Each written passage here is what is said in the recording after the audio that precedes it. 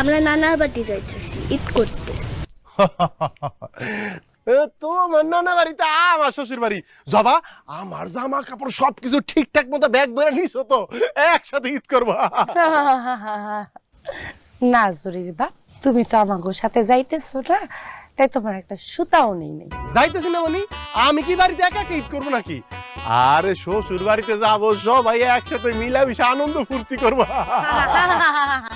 হ্যাঁ, আনন্দ ফুর্তি যদি তোমার এতই করতে মন চায়, তাহলে আনন্দ ফুর্তির ব্যবস্থা করো, কুরবানির একটা পশু কিনো, শ্বশুর বাড়িতে চলো, জবাই দাও, তারপরে একসাথে আনন্দ ফুর্তি করবো। হ্যাঁ, আমার বড় বোনার হের জামাই প্রতিবার আমগো বাড়িতে কুরবানি দেয়, হের কত কথা আমারে শুনে তোমার কোনো ধারণা আছে?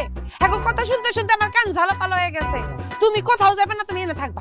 তাই বইলে আমি কি বাড়িতে একলা একলা ঈদ করবো নাকি? একা করবা কেন? বাজারে যাবা,